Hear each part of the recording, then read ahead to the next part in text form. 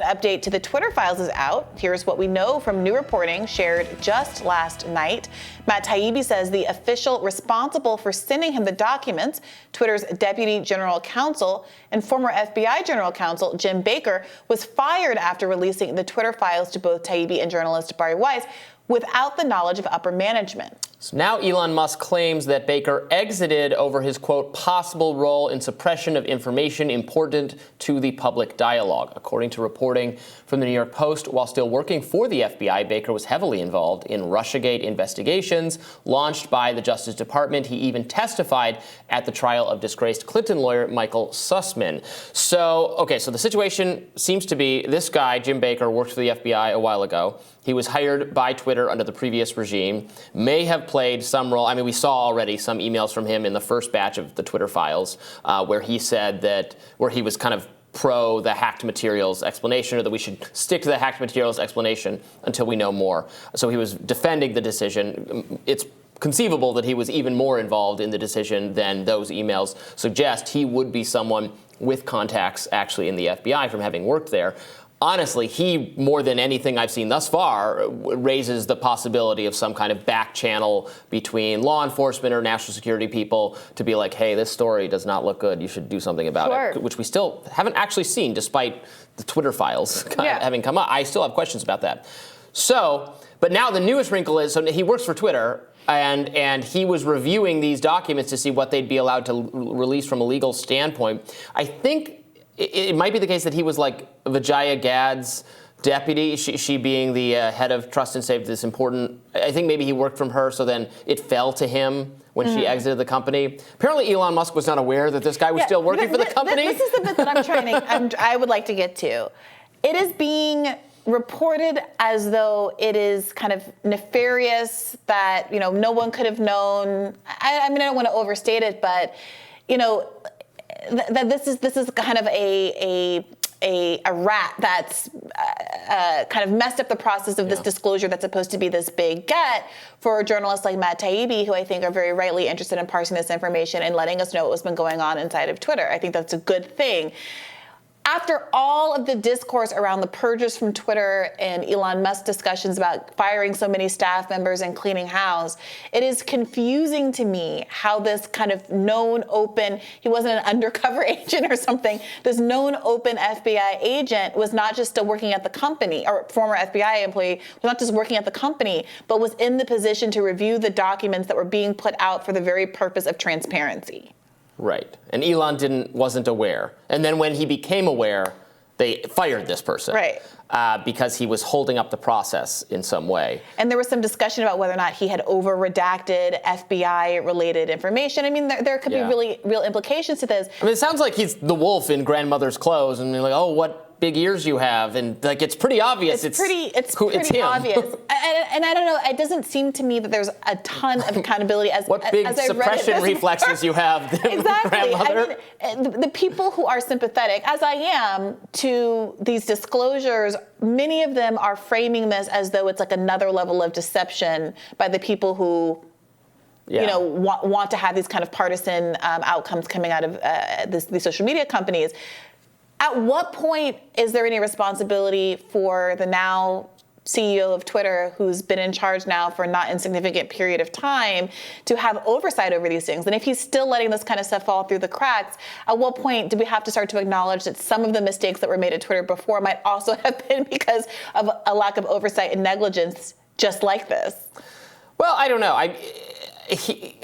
You said he's been in charge for a not insignificant amount of time. And it still has only been, well, I don't know. I mean, he's making his way through the employee roster. He's firing tons of people. You don't think the former FBI agent, general counsel who's reviewing the document should be pretty high on the list?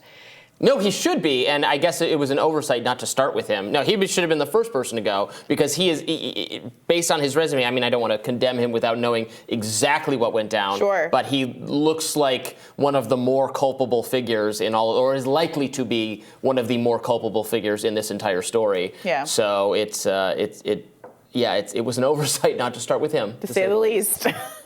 Tech venture capitalist Mike Solana defended continued interest in the Hunter Biden suppression story, calling it, quote, one of the greatest violations of industry power in the history of tech. Matt Taibbi confirmed that round 2 of the Twitter files can be expected soon. I don't know. What do you think we're going to see in round 2? I don't know.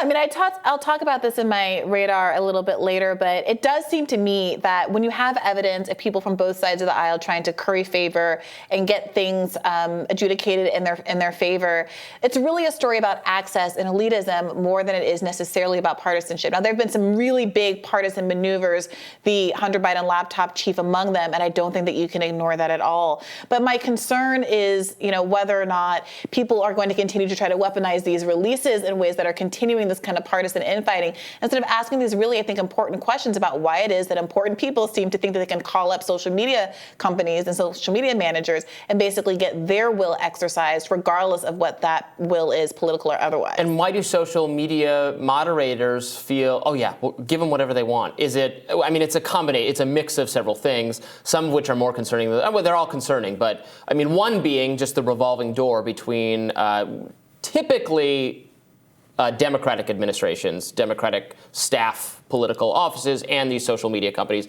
There are Republicans who work for them as well. Actually, they hire Republicans to keep conservative media from hating them so much. They'll hire a few staple Republicans to do outreach to conservatives to be like, oh, no, the company doesn't hate you. I work for the company. Look at me, and I'm conservative. They do a lot of that. And also, because the Republican Party used to be the party that actually had less interest in regulating in general, including regulating social media. And now both parties have, well, at least in verbiage, have a lot of interest in it. In practice, haven't done very much. So that's probably not true anymore. But what do you expect to come up next in Twitter Files Part 2? Are you expecting any big disclosures? I don't know. I don't know what we're going to see. I would like to know what person or what process flagged the story initially as unsafe. Because we've learned why and how the hacked materials justification, which was post facto, was foisted upon us and then maintained and defended. But I still don't know, or couldn't tell from the existing Twitter files, who makes the initial decision to say this is harmful. Was it a person? Yeah. Was it a process? How did that happen? Yeah. So I would like to know that. And then I would like to know, the other piece of the puzzle is, all of the yelling at social media companies to handle more misinformation. It's happening at the same time various government officials are publicly and privately threatening legislation or regulation or punishment.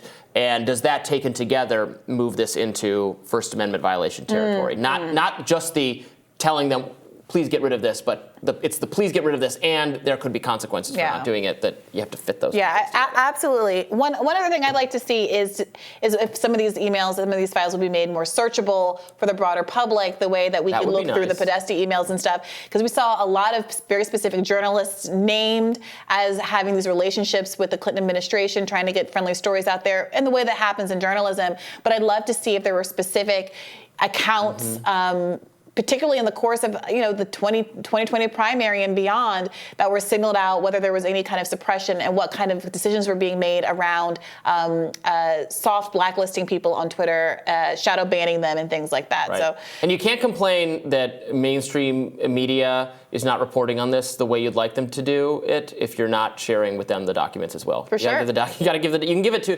Taibbi and Barry Weiss exclusively first. Sure. But then everybody wants a crack at them. I'd like a crack. Yeah, I'd like a crack at them too, Robbie. All right, we'll see if we get that. More Rising right after this.